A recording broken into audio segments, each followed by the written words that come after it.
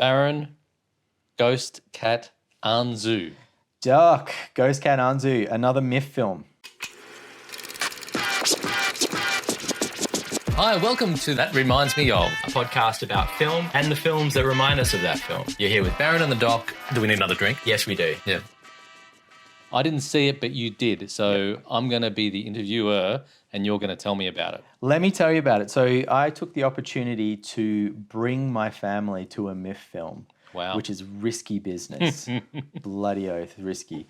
Because you, for one, myth can go anyway. It could be very weird, could be totally family friendly, could be full of sexy cats doing cat business. Who knows? Yeah. So, but I thought, you know what? Let's have a go. It's animated, but it is Japanese. Was there a rating or unclassified? So It's unclassified.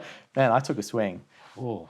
However, going into the theater, there were a lot of other families with kids, so that made me feel better. Although look, I'm not myth arty people, you know, their families are a bit different to the rest of us. Who knows who these people are? Yeah. Look, I'm not going to give anything away yet. I'm going to tell you what the film's all about first, and then I'll talk about it. Okay, cue trailer. Ghost Cat Anzu follows the story of Karen, an 11-year-old girl left to live with her monk grandfather after being abandoned by her father. Set in a temple, Karen's new life is far from ordinary, especially when she encounters Anzu, a magical ghost cat with a playful yet protective nature. Adapted from the manga, not going to try and say that, but it's something like Bakeneku Anzu-chan. The film weaves themes of loss, resilience, and supernatural bonds. Karen's journey is both emotionally grounded and bizarrely whimsical, thanks to the unpredictable tone of the narrative, where moments of childlike wonder meet dark supernatural forces.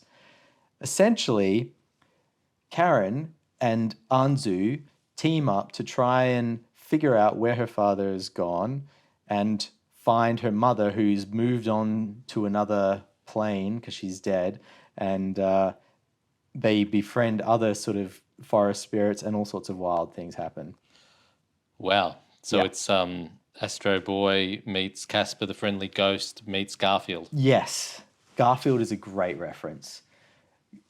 Garfield also for the sense of humor, because the ghost cat makes money by giving massages to people, drives a scooter, just laughs at everything. Is having a really good time of life in general. He and Karen just don't get along at all to start with. And then they slowly, grudgingly become friends and then best friends as their journey continues.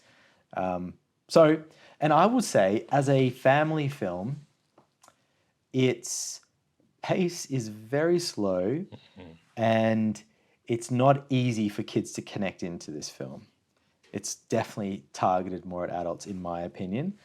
And it's adults also that have probably a bit of an independent film sensibility. Like it's not hitting any big kind of 3-act structure beats that are and driving action. Like none of that's really happening. It's kind of meandering the whole way through. Well, that sounds like a beautiful thing to go through, because I recently went to see the new Garfield movie with my nephew. Right. And it was the opposite of that in every way. It was just was insane and impossible to keep track of, and too loud and noisy and scary even. But this sounds like a little holiday. Yeah, this is the opposite of that, definitely. Where I would fault it, I think, is that it just moves a little too slow. So my youngest, Aurelia 9, she was like near to tears halfway through the film because she was so bored. She didn't know what to do with herself. It just didn't connect. She couldn't connect with it at all. My 12-year-old was able to connect with it. She enjoyed parts of it, but overall came out going, yeah, it's not my favorite. And how about their 40-odd-year-old father? I think I really liked it for some of it, for some of the things that it achieved. Like it's got a really interesting take on the afterworld, the demons and the the kind of way that there are spirits on Earth that are connected to the afterworld was really fascinating to me. And there's a lot of obviously like Japanese mythology woven into it. That stuff I really loved. I really liked the whimsical nature of the comedy.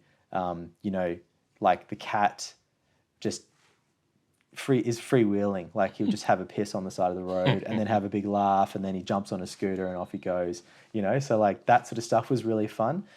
I think in my head, I can't help but compare it to Studio Ghibli stuff, or Ghibli, however you say it. I find those films to be that same whimsical Japanese thing that's hard to kind of put your finger on, that's really, really fun to be a part of, but they still have pace. You can't really fault them. They're kind of perfectly told stories. This one doesn't really achieve that on the same level. And what's an example of the Ghibli studio stuff? So probably the closest one to this would be Totoro or Spirited Away.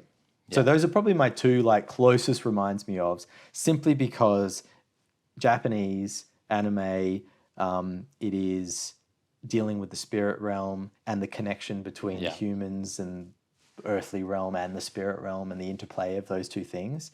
And then there's also just a sense of like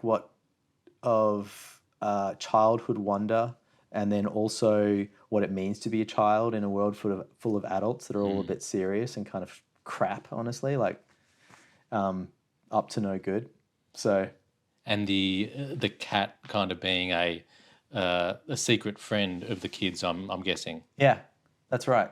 Yeah, which I'm sure there's other things that do similar types of stuff. Yeah, you could compare Anzu to an imaginary friend, and any story that's sort of in that realm, for sure. And is Karen an unusual Japanese name? It's spelled with an I. Okay. So maybe not. It's not pronounced Karen. The cat kept calling her Karen Jar. So okay, so it's more complicated. It's more complicated. Okay. Yeah, no crossover whatsoever. Good. Well, I'm looking at the pictures, and he looks a bit Garfieldy, so I'm going to stick with my Garfield reference, even though I love that I haven't reference. seen it. I love that reference for this.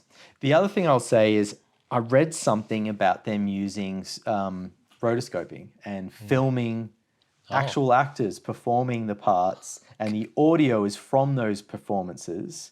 Wow. And then they've animated afterwards, which is really interesting. I couldn't pick it up from watching it that's what was going on, but that's a fascinating technique. With all the actors or just the cat? All of them. I think wow. that was what it looked like to me.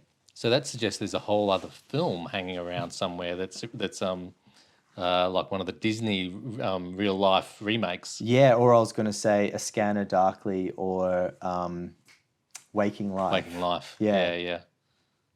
Cool. That's all I've got. That's all you need to have, because we're late and we need to get to a film. We're seeing Alien Romulus. Alien Romulus, and we'll do a short reaction, and that'll probably come out sometime in 2024. Sometime. Yeah. In the near future. Awesome.